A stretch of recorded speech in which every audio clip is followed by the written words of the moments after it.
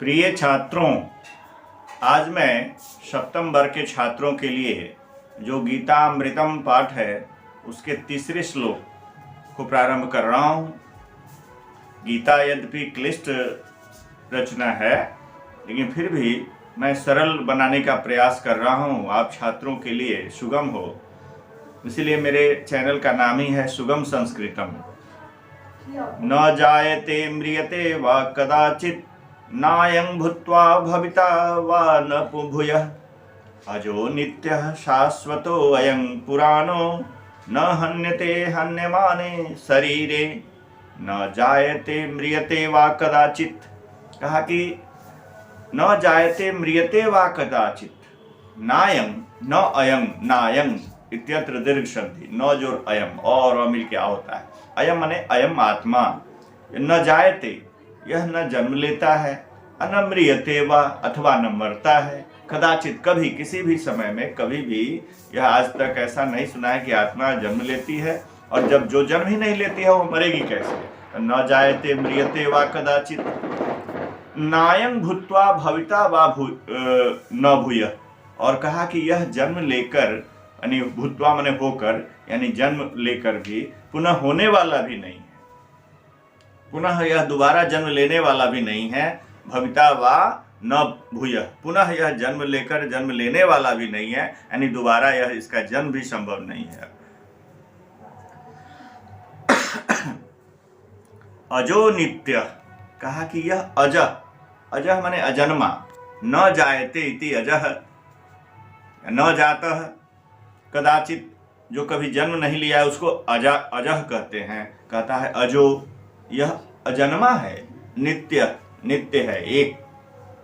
और शाश्वतो अयम, अयम शाश्वतः, अयं आत्मा कीदृशः शाश्वतः सनातनः इत्यर्थ, सनातन भी है।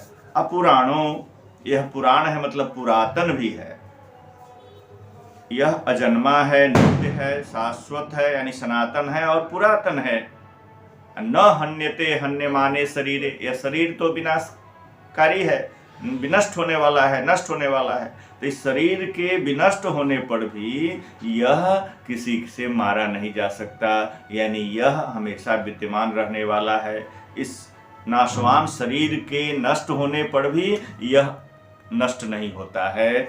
यह कवि के कहना है, वेद व्यास जी के कहने का तात्पर्य यही है कि हन्यमान शरीर के नष्ट होने पर भी यह नष्ट नहीं होता है, अर्थात आत्मा सदैव उसकी स्थिति है ना, सदैव रहने वाला है। अब इसमें देखेंगे व्याकरण, तो आप शाश्वतो अयम का शाश्वतः जो रयम उत्तु संधि है, विसर्ग से उत्तम, फिर वह पूर्व के स्वर से मिलकर ओकार में बदल गया है। शाश्वतो अयम, शाश्वतः जो रयम, इसका संधि विच्छेद करिएगा। और नायंग में न जो रयम भूत्वा, भूजो रग अक्त्वा, हन्यमाने शरीरे में सप्तमी है कि नष्ट, नाशवान शरीर के नष्ट होने पर भी न हन्यते, यह नहीं मरता है, किसी के द्वारा नहीं मारा जाता है। तो इस श्लोक का जो कदाचित माने कभी, यानी कभी नहीं के अर्थ में आता है। किसी भी समय में यह न कभी जन्म लिया है और न मरा है। तो इस प्रकार यह आत्मा के संबंध में स्पष्ट हो गया कि यह अजन्मा है, नित्य है, शाश्वत है, पुरातन है, यह कभी नष्ट न होने वाला है। अब अगला श्लोक, तेजः क्षमा धृतिः शौचम अद्रोहो नातिमानिता भवन्ति संपदम दैवीम अभिजातस्य भारत। हम भारत को पहले लेंगे, यानी भारत मतलब भरतवंशी। हे अर्जुन, इसको संबोधन में ले आएंगे। कहेगा, क्या कह रहा है कवि? तेज, तेज इस एक विशेष प्रकार की आभा, कांति को तेज कहते हैं, जिसके प्रभाव में दूसरा आ जाए। जैसे मदन मोहन मालवीय के पास एक तेज था, जो भी व्यक्ति उनके पास जाता वो उनकी बातों में आ जाता था, उनके वशीभूत हो जाता था। इसी को तेज कहते हैं। तेज, तेजस्विता, क्षमा, सहने की क्षमता, यानी सहनशीलता को क्षमा कहते हैं। धृति, धैर्य, शौचम, पवित्रता, पवित्रता दो प्रकार की होती है, आंतरिक और बाह्य। बाह्य पवित्रता हुई जैसे आहार और व्यवहार, यह बाह्य पवित्रता है। हमारा आहार शुद्ध हो और व्यवहार शुद्ध हो, यह बाह्य पवित्रता हो गई। और आंतरिक पवित्रता होती है क्या, कि जैसे मन में किसी प्रकार का द्रोह नहीं है, किसी के प्रति ईर्ष्या, घृणा, काम, क्रोध, लोभ, ये सब नहीं है, तो यह आंतरिक पवित्रता हो गई, है ना। तो इसलिए शौचम, इसमें दोनों आ गया। अद्रोह, और द्रोह का भाव यानी शत्रुता का भाव नहीं रहे, ये शत्रुता का भाव का न होना। नातिमानिता, और अतिमान माने मान का अतिक्रमण कर जाने, सम्मान का भूखा न होना, अत्यधिक सम्मान पाने की इच्छा का न होना, कि हमको सब जगह सम्मान मिले, हर जगह। जैसे निंदन्तु नेति निपुणाः यदि वा स्तुवन्तु वाली बात है, कि हमारी कोई निंदा करे या हमारी प्रशंसा करे, दोनों में समभाव। अत्यधिक सम्मान की भावना का न होना, पूज्य भाव मन में कि हमारी सब पूजा करें, ऐसा भाव, ऐसे भाव का न होना। कहता है दैवीं संपदम भवन्ति अभिजातस्य, कहता है यह जो जन्म लेने वाले का है, यह दैवी संपदाओं से, दैवी गुणों से संपन्न व्यक्तियों का यह लक्षण है। जैसे असुर वृत्ति से संपन्न व्यक्ति अलग होते हैं, और ये दैवी गुणों से संपन्न व्यक्ति के ये सब लक्षण हैं, इनकी विशेषताएं हैं। इस समझ जाएगा कि ये अभिजात, यह जन्म लेने वाला व्यक्ति दैवी गुणों से संपन्न माना जाता है, जिसके अंदर तेज होता है, जिसके अंदर क्षमा होती है, सहनशीलता, धैर्य, धैर्य, पवित्रता आंतरिक और बाह्य, द्रोह का अभाव यानी शत्रु भाव का अभाव, और अत्यधिक सम्मान का भूखा न होना। ये जो दैवी संपदा से युक्त जो मानव हैं, उनका यह लक्षण है। दैवी संपदाओं से संपन्न व्यक्ति का की यह विशेषता है। हे अर्जुन, ये दूसरा श्लोक था। अब तेजः, क्षमा, धृतिः, शौचम, अद्रोह, सब शब्द इसमें कहीं कोई व्याकरण भारी नहीं है, इसलिए मैं इसमें कहीं कोई व्याकरण की चर्चा। भारत का अर्थ हुआ हे भरतवंशी अर्थात अर्जुन। पूछेगा आपसे कोई भारत शब्द का प्रयोग किसने किया गया है, तो अर्जुन के लिए। अब तीसरा श्लोक है श्रेयान् स्वधर्मो विगुणः परधर्मात् स्वनुष्ठितात् स्वधर्मे निधनं श्रेयः परधर्मो भयावह। कहा कि विगुणः स्वधर्मो श्रेयान्, गुणहीन, गुणों से रहित यदि अपना धर्म है तो कहा भी वह भी श्रेयस्कर है। किससे? परधर्मा, दूसरे धर्म से, अनुष्ठितात्, कहा कि अगर दूसरा धर्म अच्छे विचारों से, अच्छे गुणों से युक्त, अच्छे गुणों से युक्त अगर कोई दूसरे का धर्म है तो कहा कि उससे गुण रहित अपना धर्म श्रेयस्कर है।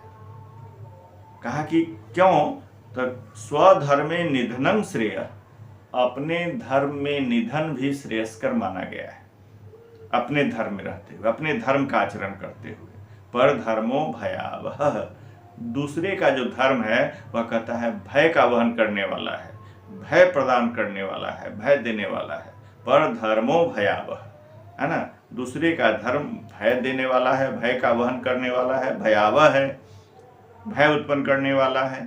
लेकिन अपने धर्म में निधन भी श्रेयस्कर है, यानी अपने धर्म में रहते हुए, जिस धर्म में आप हैं उसी में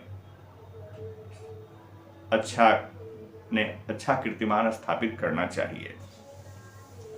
क्योंकि अच्छे ढंग से प्रारंभ किए गए अगर दूसरे का धर्म है तो वह अपने, कहता है गुण विहीन, विगुणः गुण विहीन, वह गुण विहीन अपना धर्म उससे श्रेयस्कर है।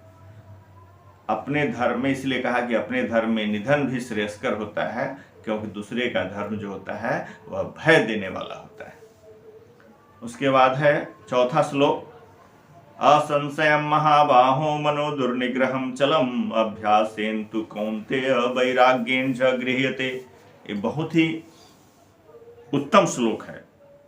कहा कि हे महाबाहो, महान भुजा वाले, अर्थात अर्जुन, असंशयम माने निस्संदेह, न संशय, कोई संदेह नहीं, हे महान भुजा वाले, यह मन जो है दुर्निग्रहम, कठिनता से वश में करने योग्य है। इसको साधारण ढंग से कोई वश में नहीं कर सकता है मन को, क्योंकि मन बड़ा चंचल है। चंचलम ही मनः कृष्ण प्रमाथि बलभद्रढ़ तस्याहम निग्रहम मन्ये वायोरिव सुदुष्करम। पहले ही कह दिया भगवान कृष्ण को अर्जुन ने कि यह मन बड़ा ही चंचल है, कठिनता से वश में करने योग्य है। तो इनको सपोर्ट कर रहे हैं भगवान। असंशयम महाबाहो मनो दुर्निग्रहम चलम, यह भगवान कृष्ण की उक्ति है, अर्जुन को कह रहे हैं तुम जो कह रहे हो यह सत्य है कि यह निस्संदेह यह मन, हे महाबाहो, हे अर्जुन, महान भुजा वाले अर्थात प्रशस्ति वाले, ख्याति वाले, जिनका दिग्दिगंत में जिनके यशोगाथा गाई जाती है, इसलिए महाबाहो कहा। मन जो है, मनो दुर्निग्रहम, मनः शब्द नपुंसक है, लगता है देखने से पुल्लिंग होगा, मनः मनः मनसी मनांसी, तो दुर्निग्रहम इसलिए आया है। और चलम, चलम माने चंचल है, मन यह चंचल है और कठिनता से वश में करने योग्य है। अभ्यासेन तु कौन्तेय, ए कौन्ते, हे कुंती पुत्र, कुंती शब्द से ढक प्रत्यय करके कौन्ते बनता है, जैसे राधा से ढक करेंगे तो राधे, यानी हे कुंती पुत्र। अभ्यासेन वैराग्येन च, यह दो तरह से, अभ्यास के द्वारा और निरंतर प्रैक्टिस अभ्यास के द्वारा, और वैराग्येन विरक्ति के द्वारा, उसे अनासक्ति रख करके, डिटैच्ड अपने को करके, डिटैचमेंट जिसको कहते हैं अनासक्ति, यह उसी को वैराग्य कहते हैं। विरक्ति के द्वारा और अभ्यास के द्वारा गृह्यते यानी वश में किया जाता है, वशीक्रियते इत्यर्थ है। इसको निस्संदेह ये, हे महान भुजा वाले कुंती पुत्र अर्जुन, यह मन निस्संदेह कठिनता से वश में करने योग्य और चंचल है। इसे अभ्यास और विरक्ति के द्वारा, वैराग्य के द्वारा इसे वश में किया जा सकता है।